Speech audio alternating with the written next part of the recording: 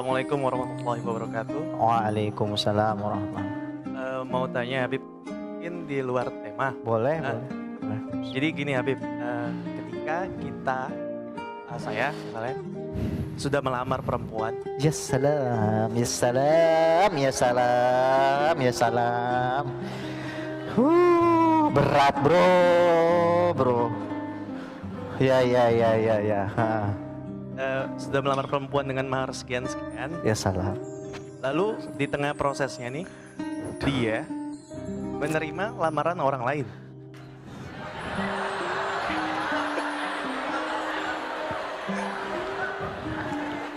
Mana orangnya? Terus tanpa memutuskan hubungan secara keluarga dan tiba-tiba menikah dengan orang itu. Lalu gimana dengan mahar kita itu, Beb? Apakah kita harus mengikhlaskan atau seperti Iya. apa? Baik. Terima kasih ya, Beb. Kesal kali awak. Mana orangnya? Hah? Kalian kesal nggak? Kesal nggak? Emosi kita ini jadinya. Orang kok, ya. Jangan kayak begitu dong, ya. Panas nih kita nih jadinya. Sebagai laki-laki kok gitu, digitukan, ya. Tapi tenang. Gini, kata para ulama, ketika ada sesuatu yang kamu inginkan menjauhimu, ketahuilah hal itu karena Allah menghendaki sesuatu yang lebih indah akan mendekatimu. Nah, tenang aja, laki gagah, tenang, harim banyak ngantri, percaya, tenang. Terus itu perempuan sudah melakukan satu hal yang haram. Dalam syariat nggak boleh kita melamar di atas lamaran orang lain. La yakhtubu ahadukum ala khitbati akhihi illa ayyudzana lahu.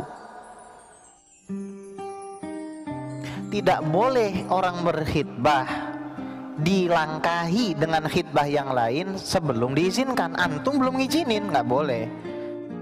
Dalam khitbah nggak ada namanya mahar, itu hadiah. Kalau mahar itu nanti ketika untuk pernikah. Kalau nggak jadi nikah, ambil. Atas nama mahar atau hadiah? Ambil. Mau anak anterin apa?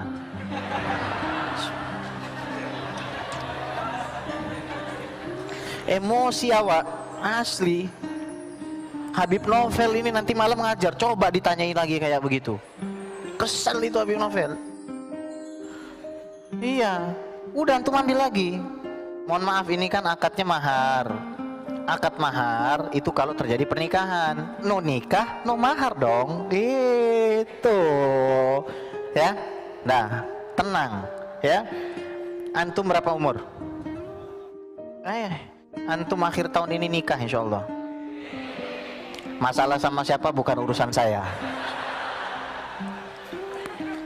Ya, ada lagi nggak yang mau nanya? Baik. Baik, Ikhwan ada yang bertanya lagi sebelum digeser ke Akhwat? Ayo Ikhwan, kalau malu bilang ada kawan saya, itu ya bilang. Ya boleh itu, nggak apa-apa masalah. Assalamualaikum Habib, izin bertanya, bagaimana cara memberikan pengertian kepada orang tua kita yang meminta untuk menikah secepatnya? Jazakallah khair.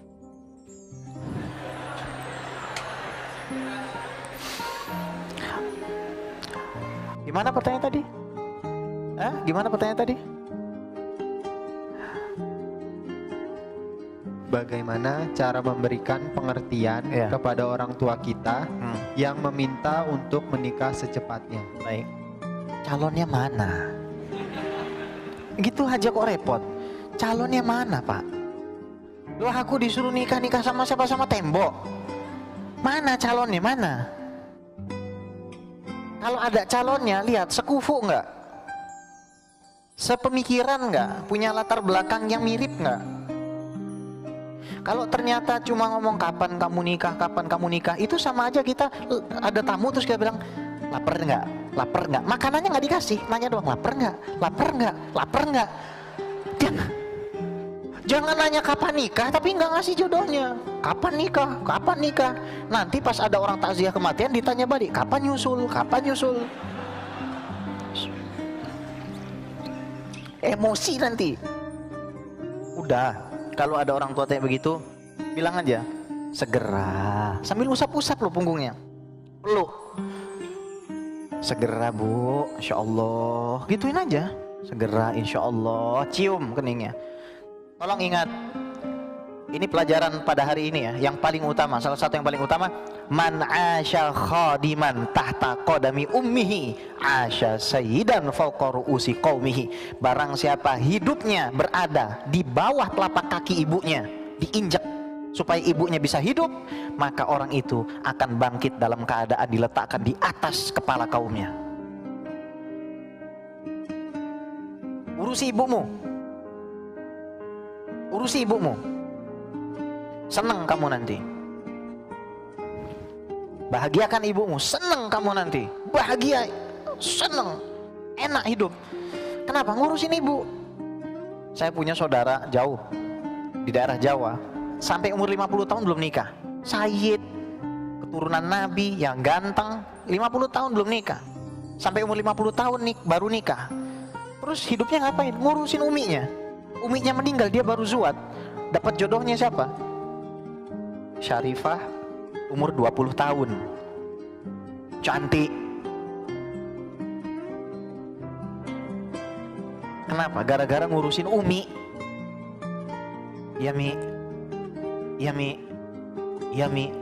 Nah ini kadang-kadang jidahnya neneknya dimainin. Saya lihat video tadi di mana, di media sosial. Jidah, kan rumah neneknya kebanjiran. Jidah nggak usah pulang aja ya, pulang naik getek aja. Tahu nggak sama Jidah diomongin apa? Kepala lu bau menyan, gituin. Bahaya. Orang tua ngedoain, ini orang nggak sadar lagi didoain. Kepala bau menyan. Apa ada laki-laki mau sama perempuan yang kepalanya bau menyan? Ngawur ya. Hati-hati sama orang tua itu. Ini ngawur, anak zaman sekarang ini ngawur asli. Parah bener anak zaman sekarang ini. Ya. Makanya teman-teman semua yang ada di sini, ayo kita ajak mereka. Ayo ajak, ramaikan masjid. Semangat. That's the very least that you can do. Itu adalah minimum yang harus antum lakukan. Ajak orang ke masjid. Yuk ikut kajian di mana? Di Kui Ngaji Remisha. Yuk ikut kajian di mana? Di Sonar. Yuk ikut kajian di mana? Di sini. Di Karib di mana? Rame ini di Tangerang, sehingga anak-anak mudanya itu nggak terpapar. Sampai waktu itu ada video apa? Perempuan lagi sekarat koma. Terus anaknya bilang sama bapaknya, "Pak, dulu kan mama suka main TikTok. Kalau gitu kita TikTokan aja." Dia pasang handphone dia gini-gini. Terus mamanya bangun. Mamanya bangun, tangannya gerak-gerak.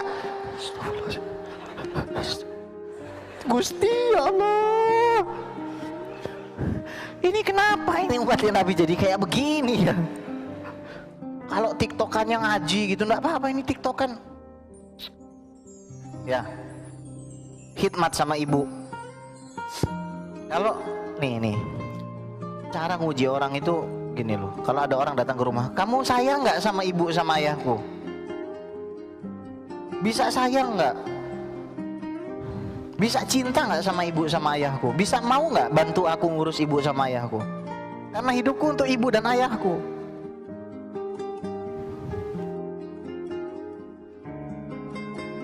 Atau cara sopannya begini, aku menginginkan pasangan yang mencintai orang tuaku lebih dari mencintai diriku. Kalau anak Remisha siap, pasti ya, pasti siap. Jangan sampai antum keluar dari rahmatnya orang tua. Pokoknya orang tua itu keramat. Barang siapa menghargai orang tuanya, maka hidupnya akan bahagia. Siapa yang menghinakan orang tuanya, hidupnya pasti celaka.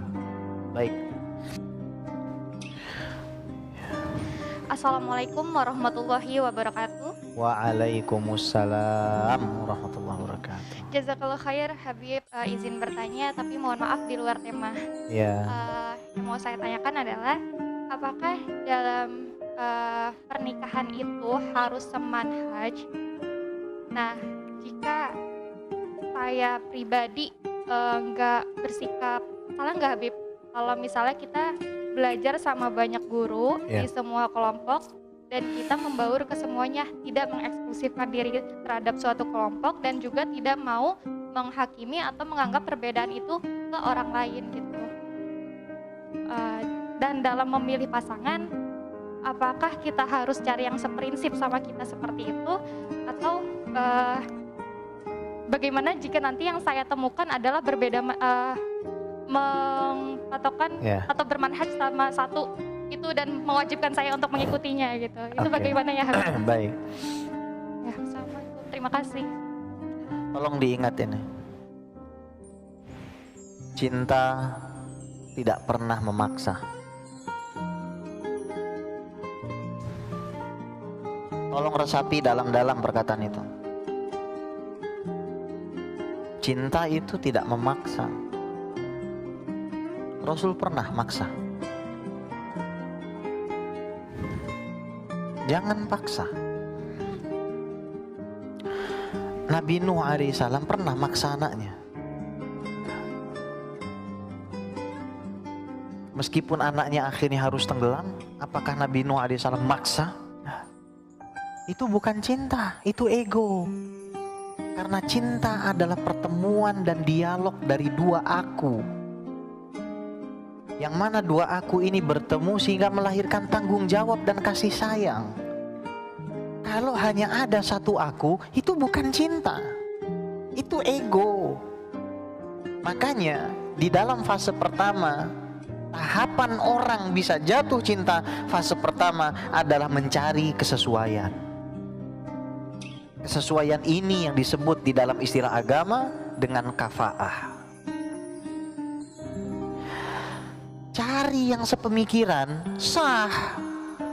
Kenapa? Meminimalisir konflik dan friksi yang akan terjadi pada saat kamu menikah. Saya seorang Asy'ari. Akidah saya Ahlus Sunnah wal Jamaah. Fikih saya Syafi'i. Tasawuf saya Junaid al-Baghdadi dan Ghazali, Ba'alawi. Maka sudah sewajarnya saya mencari orang yang satu prinsip atau paling tidak mempermasalahkan prinsip saya itu. Kalau dia mempermasalahkan, ketahuilah saudariku, laki-laki bukan cuma satu. Tenang aja. Tenang aja. Kenapa? Ngapain pusing-pusing? Tenang aja. Ya, benar nggak? Di busway aja sering ketemu laki-laki kok. Nggak cuma satu kan? Ya, tenang aja ya. Jadi anti cari dengan yang sepemikiran, itu sangat wajar. Ada ustadz cerita sampai ngamuk-ngamuk. Ini ustadz nggak pernah ngamuk sampai ngamuk di videonya. Ngamuk gimana, Bib? Bayangin aja ada suami menceraikan istrinya gara-gara istrinya dibilang nggak semanhaj. Ada nggak orang cerai gara-gara doa kunut? Ada. Aneh banget. Itu semua gara-gara apa? Nggak ikut training pranikah bersama Habib Ges. Itu sebabnya, karena dia nggak paham. Orang ketika mau melanjutkan kepada tahapan pernikahan, nggak segampang itu. Nggak segampang itu. Tidak ada laki-laki dan perempuan, yang tidak bisa mencintai dan dicintai. Yang ada hanyalah laki-laki dan perempuan yang tidak tahu bagaimana melakukan hal-hal yang menyebabkan dirinya dicintai. Fisik nggak ada kaitan dengan cinta. Kaya nggak ada kaitan dengan cinta. Popularitas nggak ada kaitan dengan cinta. Cinta itu tempatnya di dada, saudaraku. Panjang nih ya, tunggu saja tanggal mainnya Ya, tunggu saja tanggal mainnya. Lagi digodok acaranya, insya Allah. Baik, silakan kalau ada pertanyaan lain. Bismillah.